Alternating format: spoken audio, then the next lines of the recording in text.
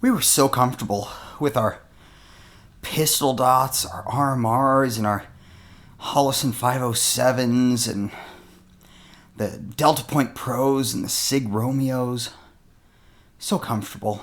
And then came along the Acro and ruined it all. Now we live in a world where you can drop crap from like 10 feet high and with enclosed emitters, and everything has changed. But then, once again, after they did it with the 507 and the 407 and the 508T, and they followed along Aimpoint's lead with the 509T, and then they come out with a curious little dot, the EPS and the EPS Carry.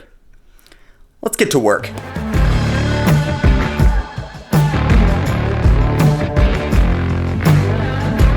Hey guys, Andrew here, and welcome back to Work the Trigger. So we typically talk like strict guns on this channel, comparing guns and the like, and this time we're doing something a little bit different.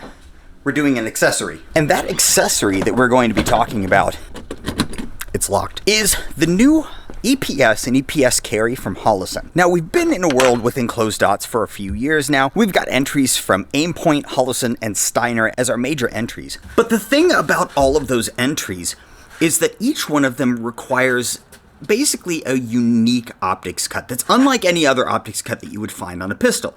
It's essentially a mini rail, and those optics actually clamp down and around that rail instead of mounting through the optic like the majority of other pistol dots. Well, Holosun decided to throw that whole concept on its head, and they brought out these very unique products.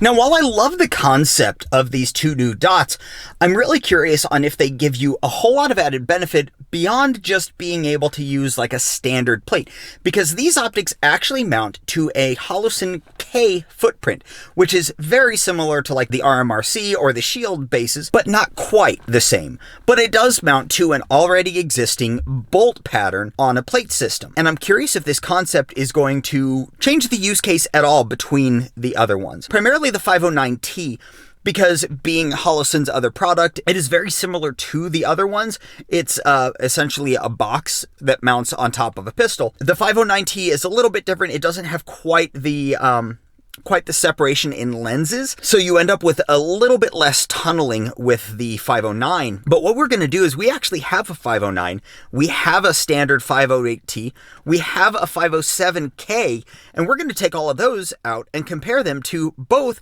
the EPS Carry that Holosun sent me and the EPS standard size that I bought myself. So let's go hit the range to see exactly how these things shoot compared to each other. So a very important part of firearms testing is targets, which I very nearly forgot. So I'm glad we thought about that. Now we can get on the road. So my least favorite part and the most time-consuming part by a long shot of a range trip is unpacking. I just absolutely hate it.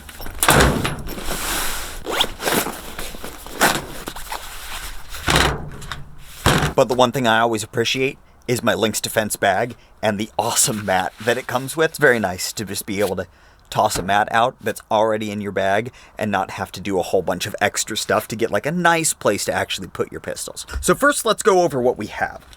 On our P10C, we have the Holosun 508T, which is their standard open emitter. Not their standard, it's their slightly higher than like the 407 and the 507, but essentially window size and everything is the same on it. It's just titanium housing. Next up, on our P01 here, we have the Holosun 507K. This is their micro dot, very similar in size to like the RMRC or the Shield RMSC. A nice small window, again, open emitter optic. This is actually the footprint that both the EPS and the EPS Carry sit on. Next up, we have the Glock 17 Gen 5. This is running the Holosun 509T on it. The 509T is Holosun's first enclosed emitter after the Aimpoint Acro came out as an answer to it. It's a very nice system, however, again, it runs on that rail system instead of a standard mounting system. Next up, in our prototype holster here, we have the PIG 365 X Macro. On that, we're running the Holosun EPS Carry. This is the smaller micro version of their new enclosed emitter dots. And then lastly, we have our Staccato C2 running the standard size EPS. This is the size that's more comparable to like the 507 and the 508 and the 509. Now, this standard size EPS is a green dot. Recently bought a red dot too, so now I have 2 EPSs. That's how much I've liked them so far, but I've not shot them up against something like the 509. That changes today. So first up, let's start with not the dot that started it all, but the dot like size that started it all. Because again, this is a 508T, not the 507. But still, the size of the dot is the same, so it's going to shoot the same. Now, I do want to preface this as I'm shooting these. Notice they are all different guns, so they're not all going to shoot the same. But what I'm trying to get an idea here is how the window size functions on recoil, how easy the dot is to track as you're shooting, how easy it is to transition, and then overall usability, and if I notice a big difference between the sight tunnel length and the angles that I'm able to actually use these things with.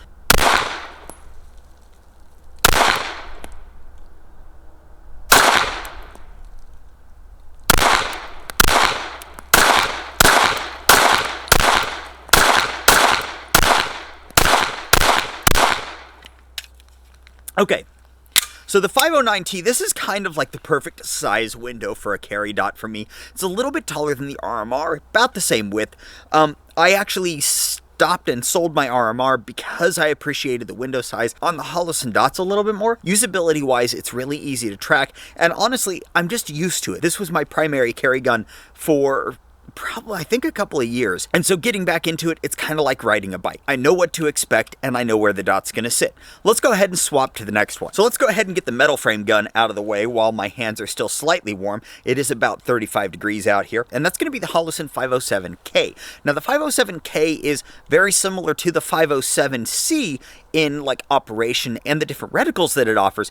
However, it is smaller, more along the lines of the RMR-C in size. Now, functionally, what that does is that makes it a little bit harder to track, a little bit less window space to be able to get angles with and have that kind of misalignment that red dot sights really give you the ability to do. Let's go ahead and shoot the 507K now and just get an idea of how that works. Again, we're going with the open emitters first because my real question here is if I'm going to notice any difference going to the enclosed emitter dots, and if I notice a difference from the 509 over to the EPSs, and which one of those I really notice. Because in utilizing some of the other enclosed emitter dots, like the acro, especially the Gen 1 acro, the sight tunneling was so narrow that it really did inhibit your ability to use the dot if you were working with adverse angles or you were inadequately controlling recoil. So I want to see with the open dots if I can notice a difference or much of a difference with the enclosed emitter dots.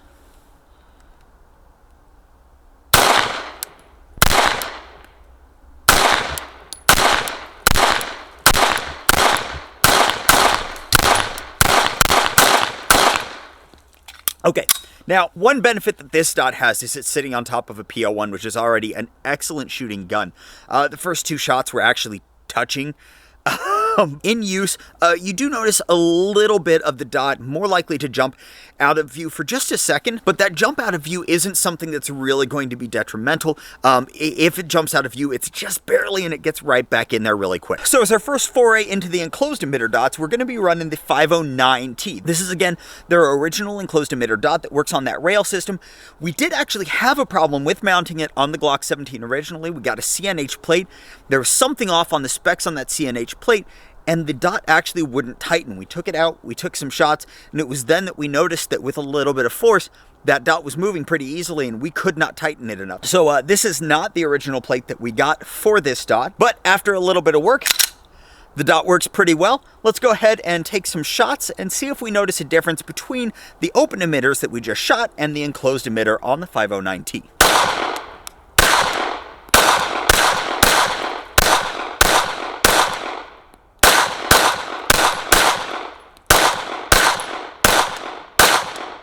So the first thing that stands out is the Glock trigger. This is an Apex trigger, which is one of the better Glock triggers. Still not in the league of the P10 triggers, unfortunately. Did take me a couple of shots to really get used to that. I never even carry Glocks anymore. But as far as the dot usage goes, you can see the length of essentially of our optic tube here. You notice a little bit of tunneling as you're looking through it. Very little, but the recoil actually does cut that window down by probably about 1/8, whereas with the open emitter optics, you don't cut that down at all. So in essence, you're like usable window space with the 509T. Height-wise, for recoil and keeping track of the dot is about the height of like a 507K versus the 507C. You're talking a minimal limitation in height. It is there, but you're not really going to notice it, especially if you have good recoil control. Let's go ahead and swap over to the EPSs now and see if the EPSs build on that or change any of that. So first up is the standard size EPS. This is again on my Staccato C2. A couple of the things that I really like about the EPS over the 509T, again, is that plate system. Now, the 509T and the Aimpoint Acro and the Steiner that I can never remember the actual name of, MP something, the Steiner enclosed dot, they all require plate systems that are, again, that rail system, and that rail system has very tight tolerancing. And those tight tolerances are the reason that our first 509 plate was slightly out of spec. It just wasn't big enough to be able to be grabbed by that. With these screw-on optics, it gives you a little bit more leeway in that. You're not working with nearly as many stackable tolerances with these as you do with those. Now, are those mounts, when they work properly, more secure? As long as they are put in place correctly and the optic is thoroughly embedded, they should probably be a little bit better. This one might, however, be a little bit more consistent. So let's go ahead and send some rounds downrange through our standard size EPS. And let's see if we get that same tunneling with this one, or if we notice anything different versus our standard open emitter dots.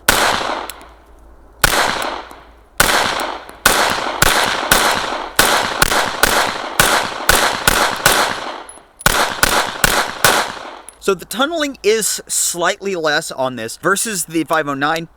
As you would expect, the actual shroud on this is basically no bigger than the shroud that you're looking at on our standard 509T. And actually, if I hold these two up against each other, you can see that the EPS's shroud is a little under 1/8 of an inch longer versus the 509, which is about 1/4 of an inch longer than the EPS. So between the standard non-enclosed dots and the 509T, you got about 3/8 of an inch, whereas between the EPS and a standard non-enclosed dot, you're looking at about 1/8 of an inch.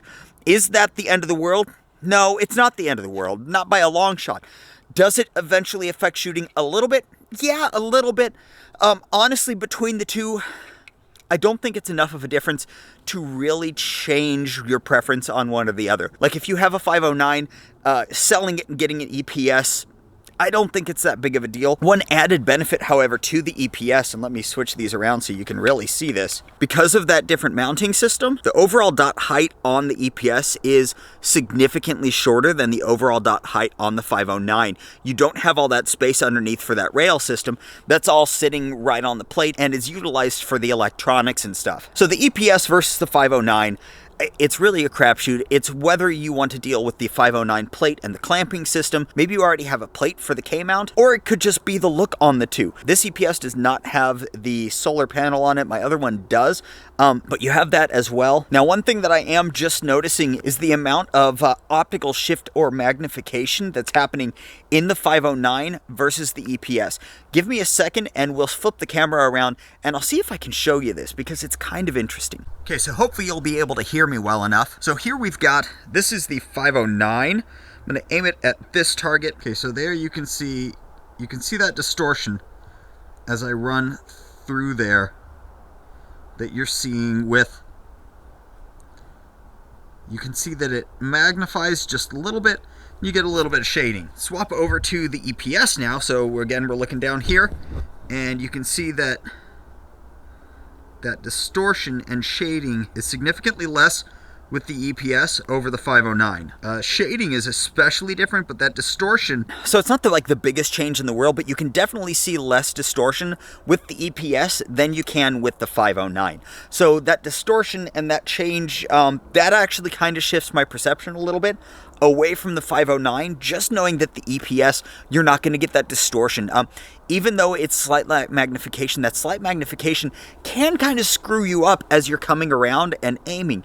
And I just don't want that. I want to see through my dot what I see in real life. The other cool thing that this footprint and this form factor gives you is next up. So the other cool thing that this form factor does for you gives you the ability to have an enclosed emitter that isn't absurdly sized on one of your micro guns. This P365X macro, and on top we have the EPS Carry. Now this one was sent to me by Holosun. I appreciate it greatly, but just keep in mind, I bought 2 of the full-size versions after they sent me this one. That's kind of how much I liked this one. But let's go ahead and take some shots through this. Now, we've already shot the K version, so we know that that smaller window does affect us a little bit. This is, again, on the P365X macro. So we've got those compensation slots on the front, so they should actually shoot pretty darn close to each other. Let's go ahead and take some shots through the X macro now and see how this affects our sight picture and everything versus the standard 507K.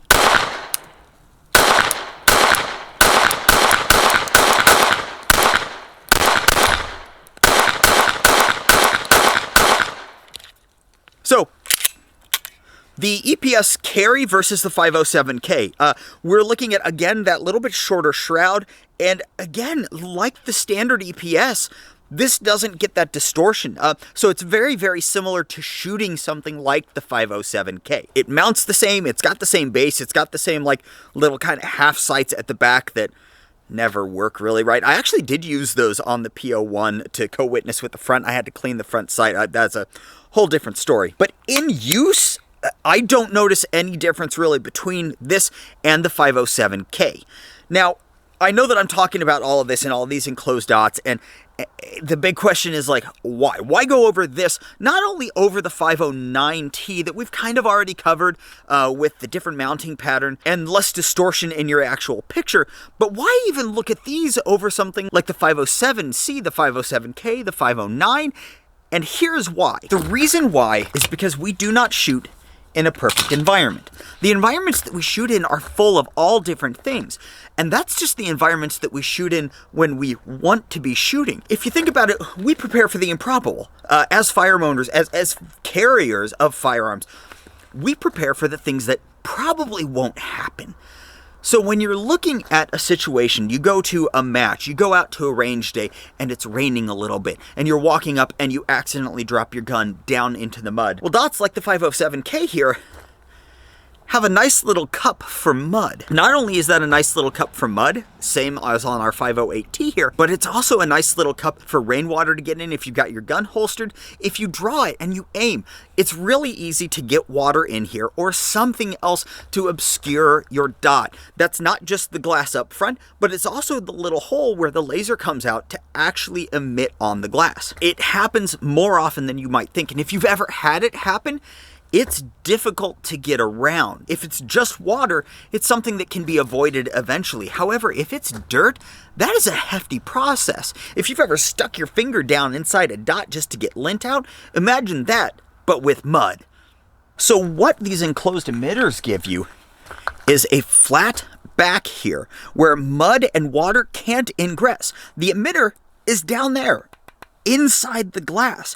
You can't get to it, so nothing's going to get in there and block that emitter from emitting out into the front glass. Not only that, but mud can't get in there either.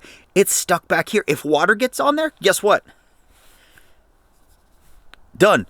The water is gone. You may have a little bit blurry of a sight picture, but at least you still got a dot. When you jump over to the EPSs, you've got the exact same thing. Now, yes, your tunnel is shorter on these, but that doesn't actually matter. What matters is the emitter is inside the dot. It's inside the glass. This surface back here is a smooth surface, relatively. Got a little bit of lip on the sides, but that's nothing you can't work around. So again, if you get water on this,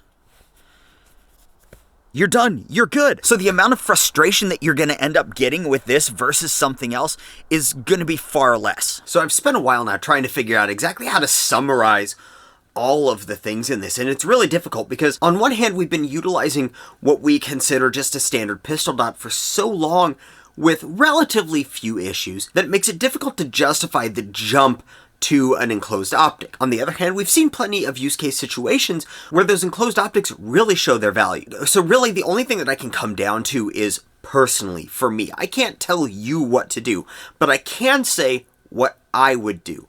And more than likely, from now on, when I'm looking for an optic that is for a duty use in my situation, I'm probably going to look at the Holosun EPS line. I mean, we're looking at an optic system that has a better use case than our standard open emitter dots, but is a fraction more in cost if any more. We're looking at something that has a more universal footprint pattern and thus offering more available sizes than something like the 509, and for less than the 509. Add to that the lack of magnification and distortion and the lack of discoloration, and my vote's going to go EPS on this. I haven't seen widespread torture testing yet. That is about the only thing that I would really be concerned with as far as shifting my opinion away from the EPS towards the 509. But for what the EPS offers versus the price that you're getting at, I really can't see another top value dot out there that's going to give you the use at the price with all the functionality. So ultimately, I am all on the EPS train. And again, to go back, yes, Holosun did give me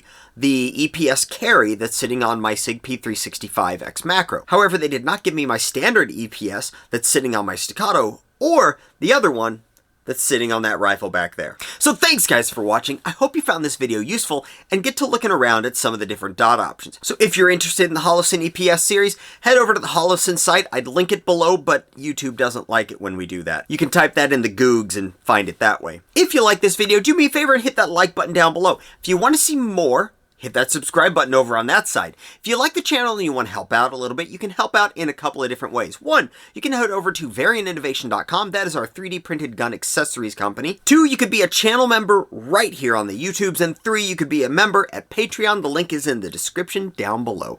Thank you guys. I appreciate every one of you. And until next time, do your research, get informed, and get to work.